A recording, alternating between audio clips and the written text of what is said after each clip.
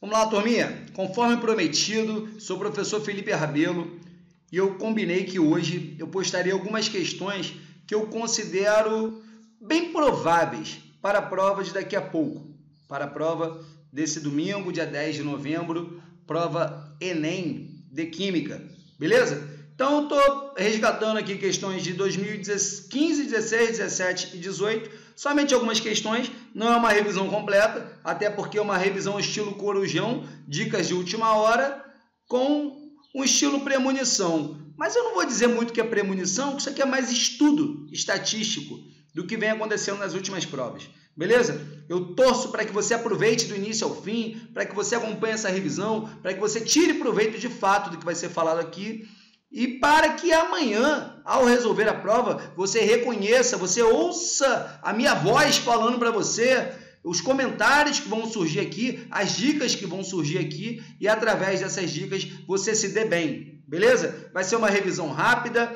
vai ser uma revisão não muito detalhada, de forma objetiva, para que você guarde os principais conceitos, beleza? Então observe bem, galerinha. Primeira questão que a gente vai falar aqui, primeiro tema, na verdade, é a eletrólise, beleza? Então, o que a gente tem que saber sobre a eletrólise? A eletroquímica, ela tem as suas subdivisões. Basicamente, a gente vai dividir em pilhas e eletrólise, beleza? Poderíamos discutir muito mais coisas de eletroquímica, mas pilhas são as reações espontâneas, beleza? Então, beleza por quê? É quando eu produzo energia elétrica a partir da substância química. E a eletrólise é o contrário, é quando eu quero produzir uma substância a partir da energia elétrica, beleza? Todos são reações químicas, mas uma, a energia elétrica é produto, na outra, a energia elétrica é o reagente do processo. Como assim reagente? Exatamente, a substância química interage com a energia elétrica para produzir um novo produto. Exatamente, beleza? Então, quando eu gero energia elétrica, é pilha. Quando eu dependo da energia elétrica, é eletrólise. Eletrolise. Lise é quebra. Elétrons. Então, quebra por elétrons. Aí, quando a eletrólise é em meio aquoso, é isso que eu quero que você aprenda. Quando a eletrólise é em meio aquoso, eu preciso entender que existe uma competição de cátions e uma competição de ânions. Competição de cátions e competição de ânions. Como isso vai funcionar? Se a eletrólise é em meio aquoso, os íons da água já estão no jogo aí, beleza? O H+, da autoionização da água, e a hidroxila, também provenientes da autoionização da água. Então, um cátion vai ser sempre o H+, um ânion vai ser sempre a hidroxila, beleza? E o outro cátion e o outro ânion virão do sal que a questão mencionar. Então, por exemplo, na questão 95 da prova de 2017, a questão mencionava eletrólise do NaCl, eletrólise do cloreto de sódio. Nós sabemos que o cloreto de sódio em água, ele se dissocia em Na+, que é o cátion, e Cl-, que é o ânion. Beleza? Na+, que é o cátion, e Cl-, que é o ânion. Você sabe disso. Então, galera, preste atenção. Qual é a competição que vai rolar? Vai rolar uma competição cátions, Na+ e H+, ânions, Cl- e OH-. Quem ganha essa competição? Para isso que existe essa regrinha que você tem que saber, que é a ordem de descarga. Quem tem mais facilidade de descarga, beleza? Quem tem mais facilidade de descarga. Não se assuste, você não precisa decorar isso tudo. Você vai pegar a ideia. Observe só. Observe só. Se a gente olhar para o H+, abaixo do H+, estão metais alcalinos terrosos, Césio, lítio, potássio, bário, cálcio, sódio, magnésio, metal alcalino ou metal alcalino terroso e o alumínio, beleza? Ou seja, o H+ está na frente de metais alcalinos terrosos e alumínio. Porém, ele está atrás de uma galera, que são os metais de transição, exatamente, os mais nobres, Isso aqui tem a ver também com o grau de nobreza, beleza, turminha? Resumindo, o H+, frente ao metal alcalino, ele está na frente. Ele tem preferência de sofrer eletrólise. O H+, frente ao metal nobre, ele não vai sofrer eletrólise. Quem vai sofrer é o metal. E a hidroxila? O que eu tenho que saber sobre a hidroxila? A hidroxila, ela perde na prioridade para Cloro, bromo e iodo. Esses 3 halogênios, ó. Cloro, bromo e iodo. Preciso guardar. Cloro, bromo e iodo descarregam na frente da hidroxila. Tem prioridade. Além disso, o ânion, aí eu tenho que decorar esse, hidrogênio sulfato, que é o HSO4-. Show? Beleza? Pô, Filipão, mas eu também não tenho que guardar quem vem depois? Não. Se você guardou quem tem prioridade sobre a hidroxila, significa que a hidroxila terá prioridade sobre os demais, que são os outros ânions nitrogenados e o fluoreto. Beleza? Então, se você guardar uma parte dessa ordem, show de bola. Então, vamos voltar na questão. Eu tenho aqui, ó, observem só. De um lado saiu Cl2, por quê? Porque na concorrência entre cloreto e hidroxila, o cloreto ganhou. Na concorrência entre cloreto e hidroxila, o cloreto tem prioridade.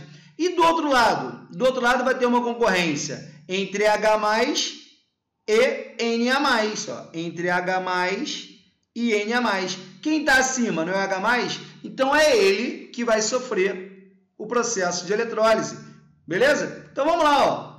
De um lado saiu o Cl2, do outro lado, quem vai sair? É o H2, porque quando o H+ ganha elétron, ele se reduz para H2. Beleza?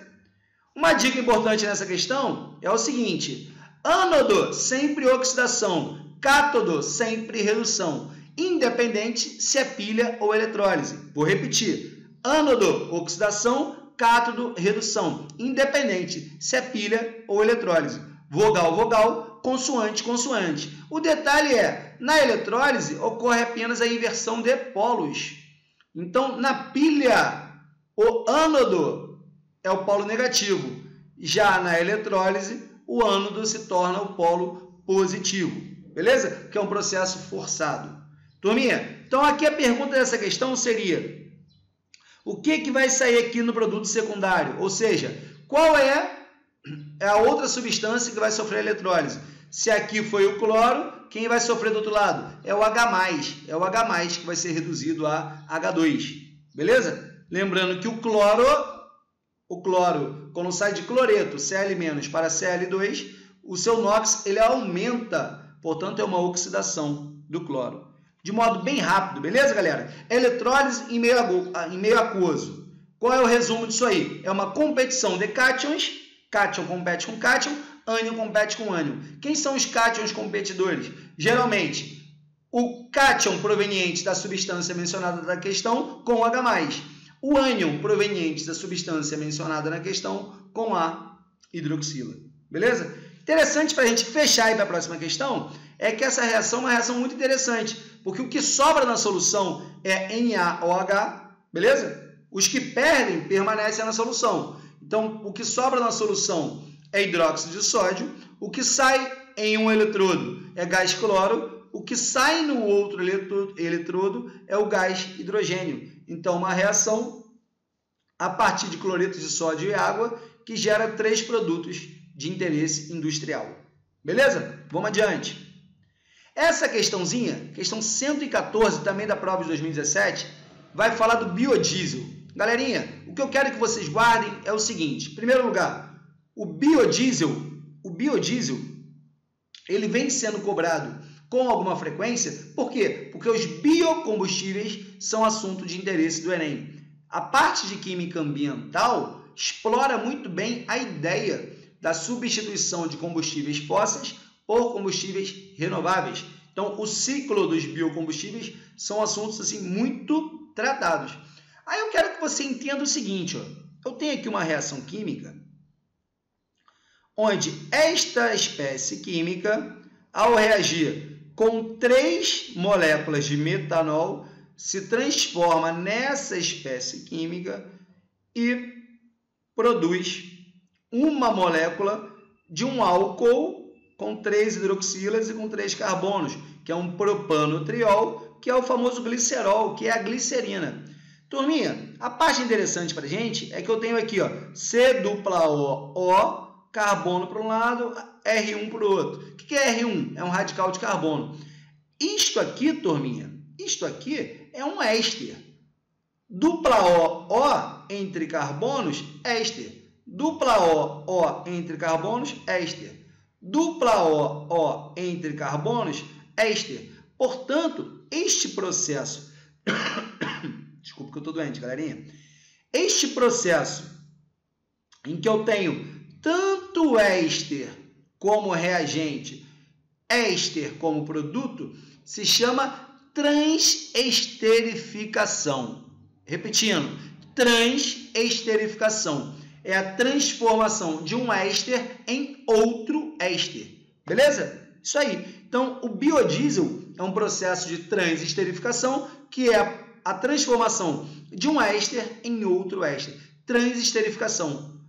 Aí a questão só pergunta o seguinte: a função química presente no biodiesel, este cara é o biodiesel, qual é? Éster, galera, é a letra B. Só que a ideia principal é entender: biodiesel é éster, tranquilo? E a produção de biodiesel é chamada de transesterificação. Estou apostando que biodiesel vai aparecer novamente esse ano. Turminha, presta atenção aqui num detalhe. Presta atenção num detalhe. Esse é um dos assuntos mais recorrentes no Enem. Solubilidade, polaridade das moléculas orgânicas. Solubilidade e polaridade das moléculas orgânicas. Então, o assunto já está batido, o assunto está manjado e até é bastante fácil. É bastante fácil. Então, o que a questão tenta fazer? Tenta criar um mecanismo para ludibriar o candidato através do texto. Tentar te dar uma volta no texto. Então, primeira coisa, olhou para essas estruturas aqui, sem medinho. Fala assim, poxa, isso é fácil. Você vai entender, isso é fácil. Tá? Então, antes do texto, eu já quero que você olhe para a estrutura e analise o seguinte. Ó. Licopeno, alfa-caroteno, gama-caroteno, alfa-criptoxantina e capsorubina. Beleza, ó, só nome bonito, né?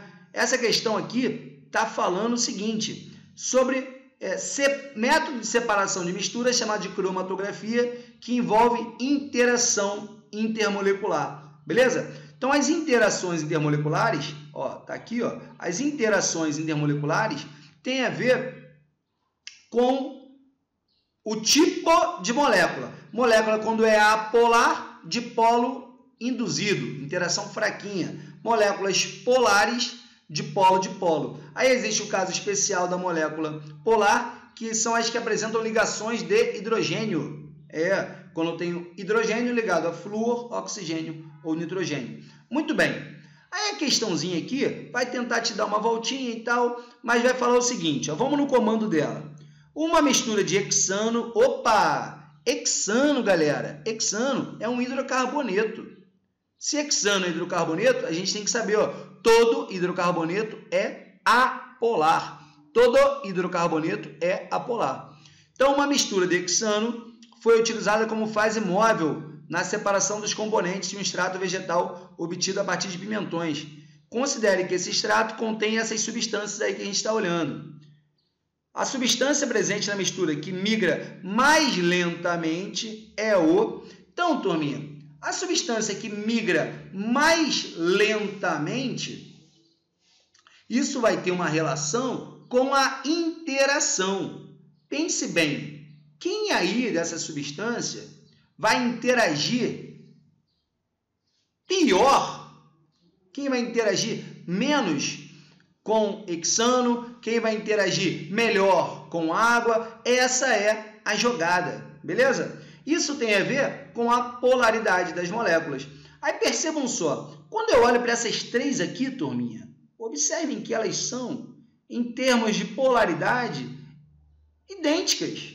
Como assim, Filipão? Pois é, elas são idênticas. Eu não preciso me apavorar com o tamanho delas, porque se elas são hidrocarbonetos, elas são apolares.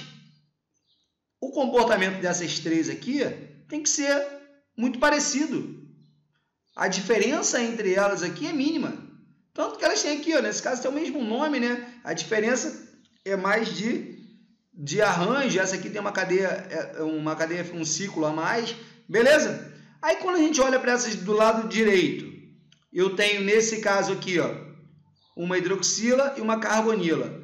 Uma carbonila e uma hidroxila. Opa! já surgem aqui 4 oxigênios, isso já gera uma polaridade na molécula, sendo que são 2 hidroxilas, ó, 2 ligações de hidrogênio. Opa! 2 carbonilas e 2 hidroxilas.Essazinha aqui, pô, até tem aqui, ó, uma hidroxila. Essa tem mais polaridade que essas 3. Ainda que predomine essa cauda apolar gigantesca,essazinha tem uma hidroxila. Essa questão é o tipo da questão que sem o texto, você tem que carimbar, galera, que a resposta tem que ser essa molécula. Como assim? Pois é, olha só, sem o texto. Por quê? Se você viu que a questão está falando sobre interação intermolecular, essas 3 têm a mesma interação. Então, elas não podem ser gabaritos. As 3 estão fora, porque elas são idênticas. Aí eu vou competir entre essas 2 aqui. Essa está numa condição intermediária entre essa e essas 3. Pois é, ó, essas são totalmente apolares. Essa aqui é muito, muito, muito pouco polar. E essa aqui é um pouco mais polar. Então, galerinha, essa aqui venceu. A questão fala sobre polaridade. Então, a letra D, ó, que é o gabarito dessa questão. Fiquem atentos, porque esse assunto é um assunto recorrente. Recorrente. Beleza? Vai cair. Turminha, isomeria, turminha. Vamos lá. Isomeria. A gente tem que estar ligado que existe a isomeria espacial, que é aquela que eu aposto.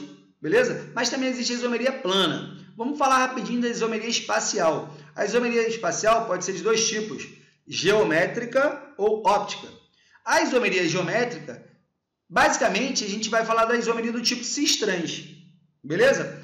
Geralmente, na ligação dupla, posição cis, quando os grupos de prioridade idêntica estão para o mesmo lado, ou, se estiverem na posição trans, estarão em lados opostos.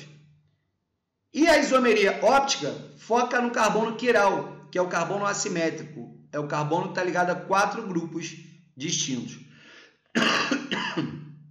Perdão, turminha.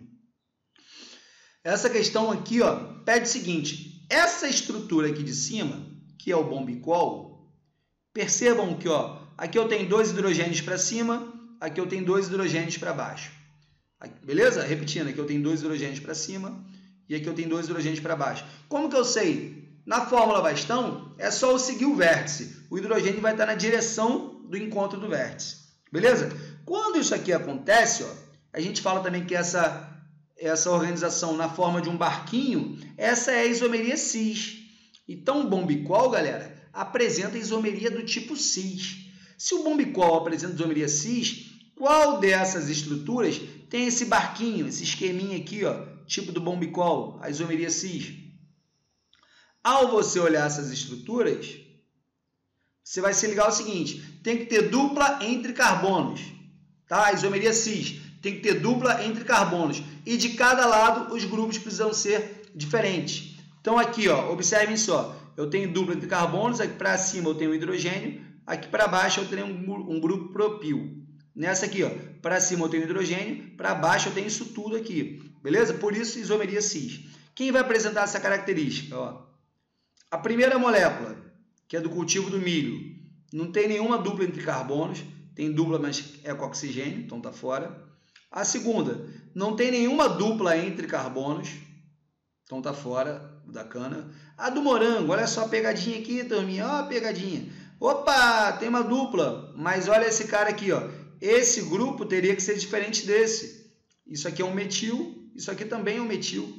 Então, acabou, está fora, desclassificada. Tranquilo? Essa molequinha aqui, molecona, né? Ó, molécula saturada. Molécula saturada não tem isomeria cis-trans. Por fim, galera, aquilo que você já sabia,Essazinha aqui, que é a do tomate, né? Cujo nome, Scrobipapuloides absoluta, nome horrível, né? Complicado.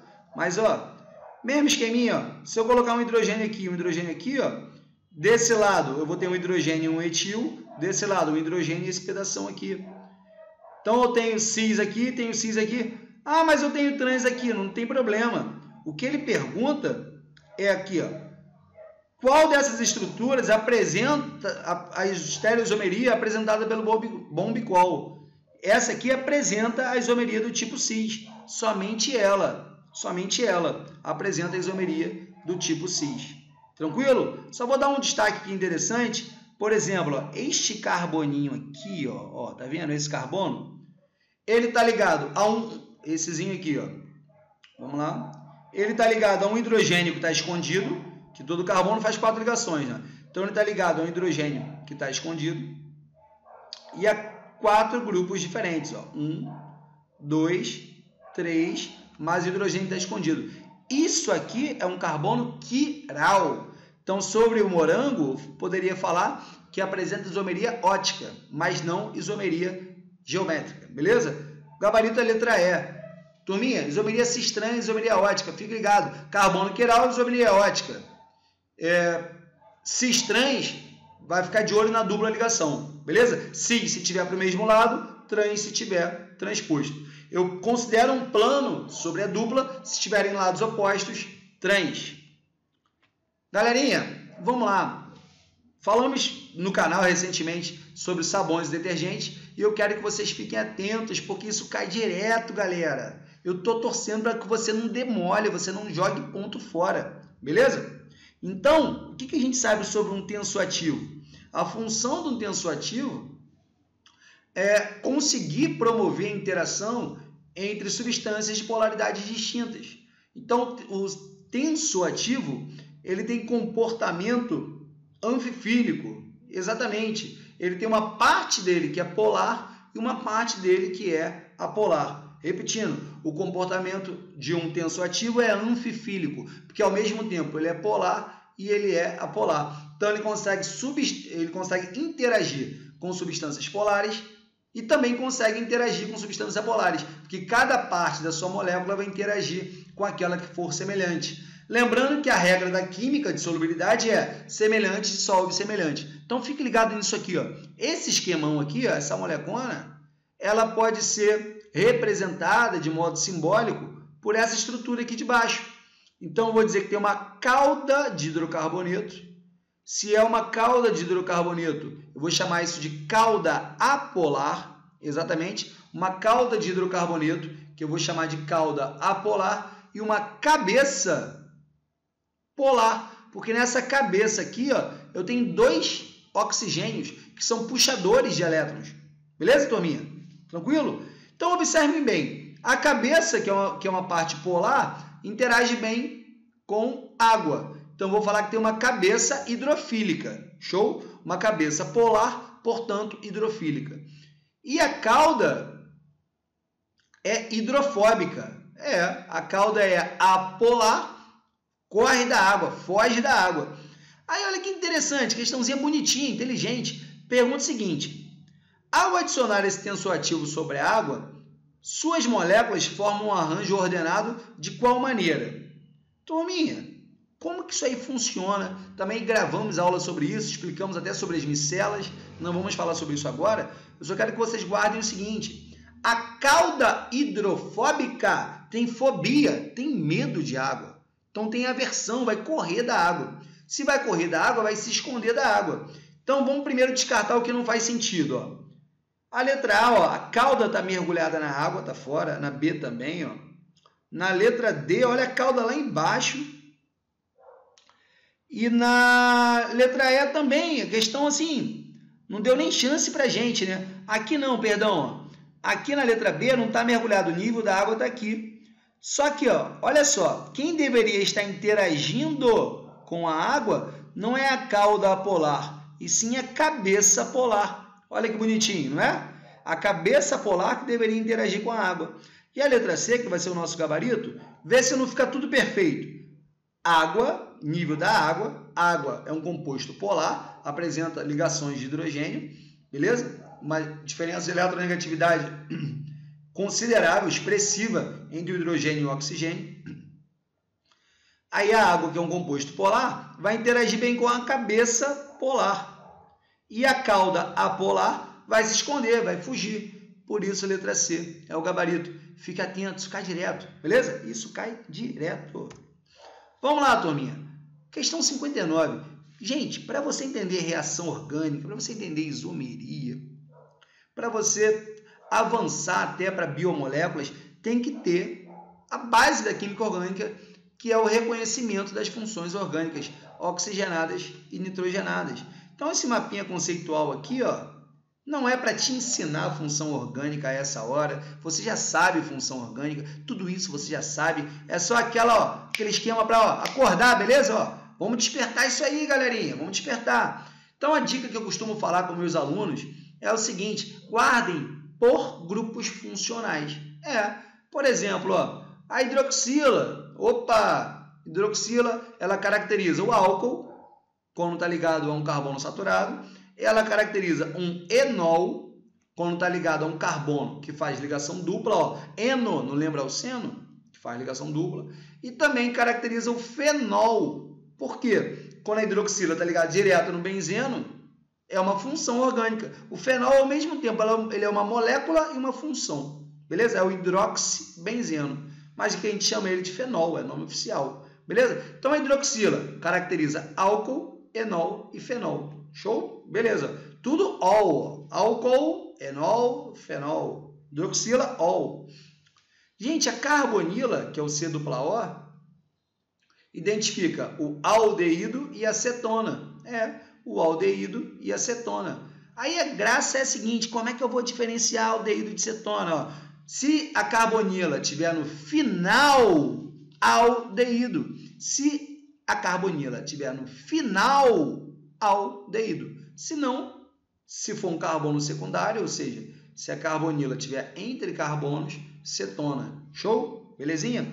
Gente, você já aprendeu que o heteroátomo é o que torna a cadeia heterogênea. É o penetra, é o átomo diferente de carbono entre carbonos. Show? Então, olha só, vê se não é isso que o éter possui. O oxigênio entre carbonos, entre dois radicais de carbono.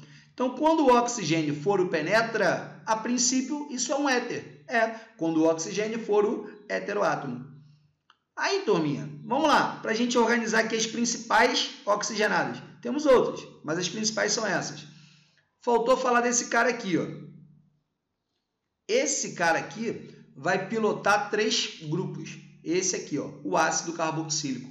Por quê? Observe só. Ele tem carbonila e hidroxila. Carbonila e hidroxila. Se fizermos a fusão desses dois nomes, carbonila com hidroxila, surge o grupo carboxila. Por isso, ácido carboxílico. Porque ele tem carbonila e hidroxila. Show?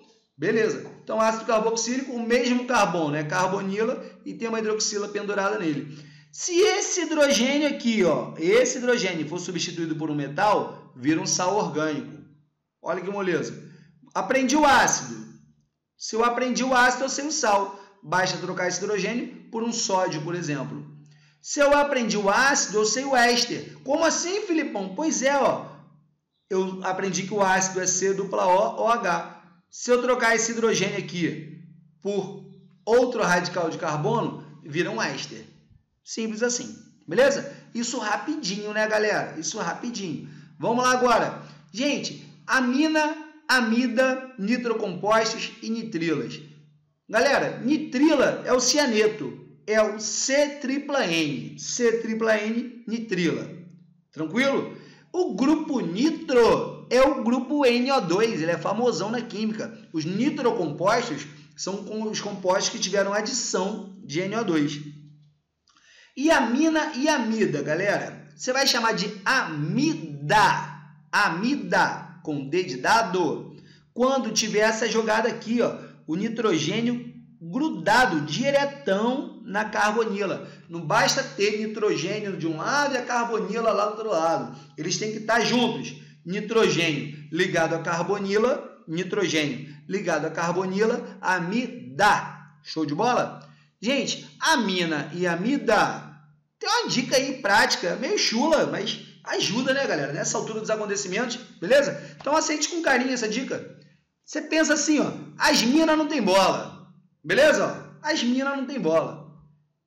Então a mina, ó, nada disso. Nitrogênio ligado a carbono, se for um carbono só, amina primária. Se for a 2 carbonos, amina secundária. Se for a 3 carbonos, amina terciária. Se o nitrogênio estiver ligado a carbonila, ou seja, tem o oxigênio, tem a bolinha, show, é amida. Se não estiver ligado a carbonila, é amina. As minas não tem bola.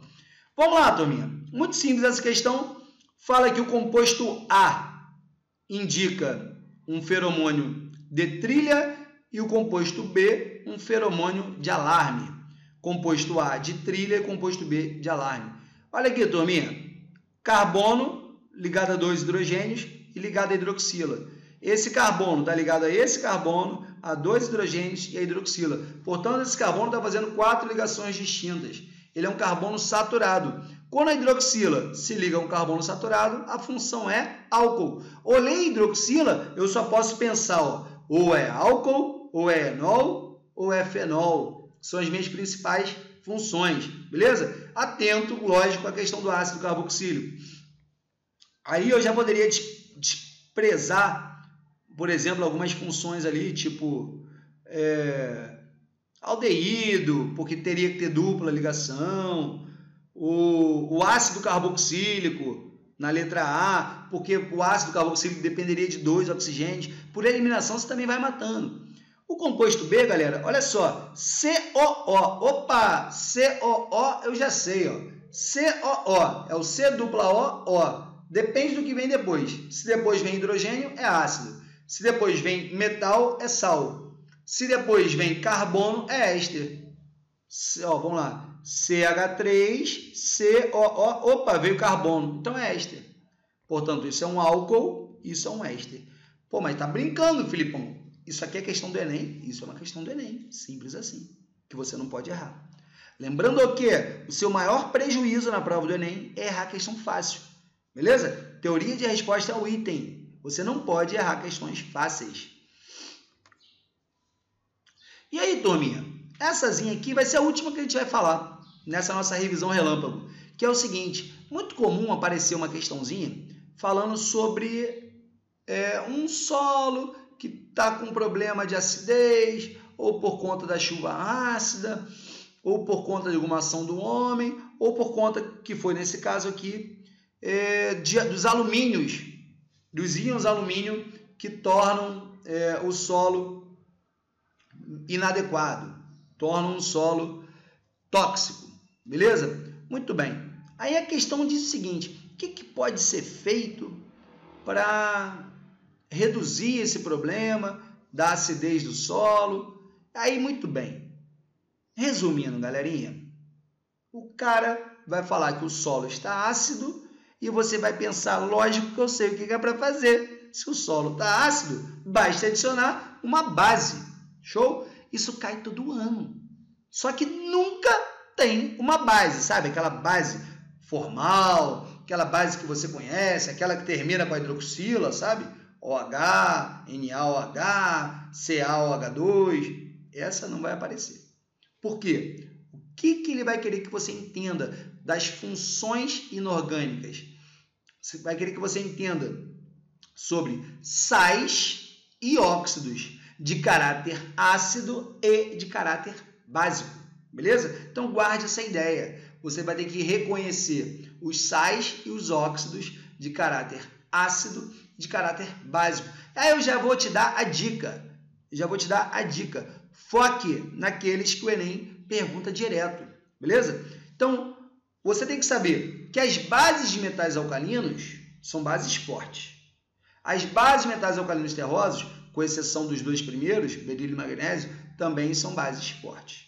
Então, quando o cátion de um sal,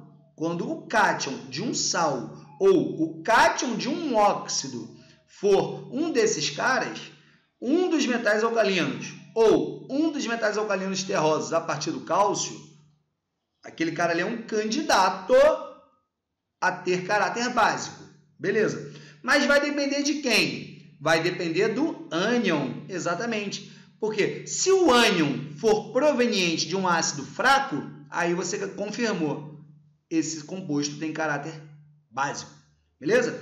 Se isso for um sal, isso estaria no tópico chamado de hidrólise salina. Não é uma aula de hidrólise salina, mas eu quero que você se ligue nisso. Então, ó, calcário, carbonato de cálcio. O cálcio e o carbonato, ó, dissolvi carbonato de cálcio. Qual seria o comportamento se eu fizesse um processo inverso da reação de neutralização?